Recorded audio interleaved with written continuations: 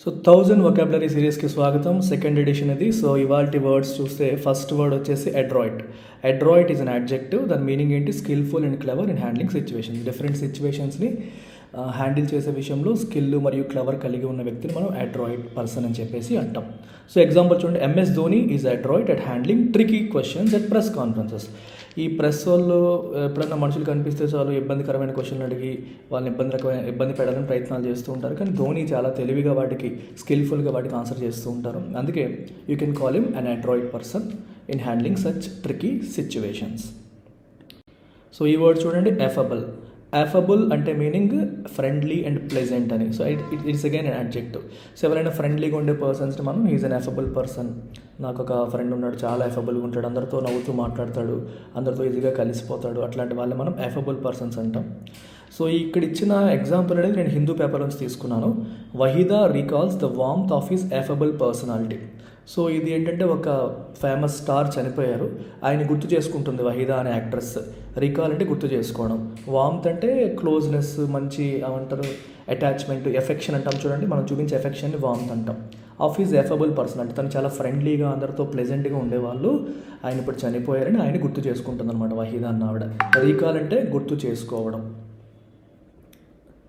Next చూడండి, altruistic. Altruistic అంటే మనకి అగైన్ యాడ్జెక్టివ్. దీని మీనింగ్ ఏంటి? Sowing A selfless concern for the well being of others.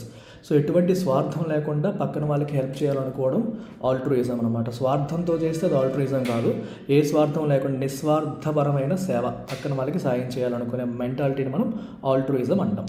ఇక్కడ ఇచ్చిన ఎగ్జాంపుల్ కూడా హిందూ పేపర్లోంచి నేను తీసుకున్నాను. State may allow only altruistic live organ donations. అంటే అర్థం ఏంటి? ఆర్గన్ డొనేషన్స్ పేరుతో దాన్ని కమర్షియల్ చేసేసారు. సో నీ కిడ్నీ అమ్మితే నీకు ఎంత ఇస్తాము, ఇది ఎంత ఇస్తామని చెప్పేసి ఎవరికైనా కిడ్నీ కావాలనుకోండి డబ్బులు ఇచ్చి వాళ్ళ దగ్గర కిడ్నీలు కొంటున్నారు పేదవాళ్ళ దగ్గర. అలా చెయ్యము, అలా చేయకూడదు. మే అలో ఓన్లీ ఆల్ట్రూయిస్టిక్. ఎవరైనా మనస్ఫూర్తిగా, మీ చుట్టాల వాళ్ళు కావచ్చు, వేరే వాళ్ళు కావచ్చు, మనస్ఫూర్తిగా వాళ్ళ కిడ్నీ డొనేట్ చేయాలనుకుంటే తీసుకోవచ్చు. లేకపోతే డబ్బులతో చేయకూడదు అనేది ఆలోచిస్తుంది స్టేట్. అందుకే మేలో only altruistic live organ donation. Altruistic అంటే అర్థం ఏంటి?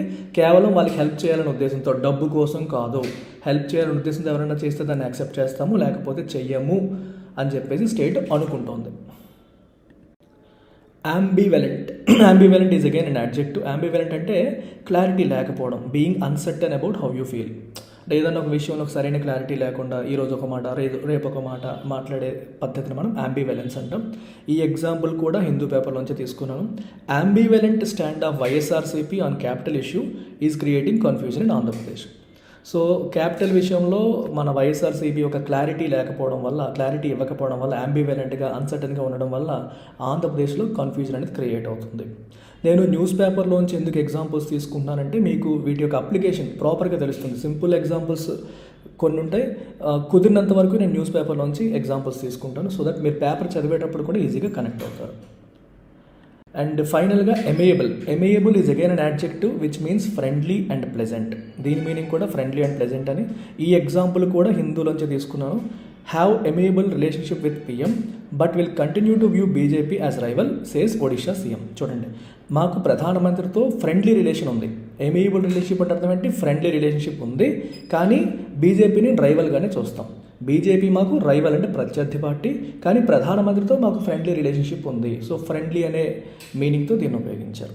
సో మీరేం చేస్తారంటే ఈ 5 పదాలని మీ ఓన్ సెంటెన్సెస్లో మీరు కూడా సెంటెన్సెస్ ఫ్రేమ్ చేసి కింద కామెంట్ సెక్షన్లో పెట్టండి. ఎప్పుడైతే ఓన్గా మీరు సెంటెన్సెస్ ఫ్రేమ్ చేయడం మొదలు పెడతారో అప్పుడే ఆ పదాలు మీకు గుర్తుంటాయి. Until then you won't remember. చాలా కష్టం. నేను ఎంత బాగా చెప్పినా సరే మీరు కూడా ఒకసారి సెంటెన్స్ ఓన్గా ఫ్రేమ్ చేసి కామెంట్స్లో పెడితే మీకు ఈజీగా గుర్తుంటుంది. సో మన ఇన్స్టిట్యూట్లో ఐబీపీఎస్, ఎస్బీఐ, ఎస్ఎస్సి, సిజిఎల్ అన్ని కాంపిటేటివ్ ఎగ్జామ్స్కి కూడా క్లాసెస్ ఉన్నాయి. ఇంట్రెస్ట్ ఉన్న వాళ్ళు మీరు కాంటాక్ట్ చేయొచ్చు. Take care.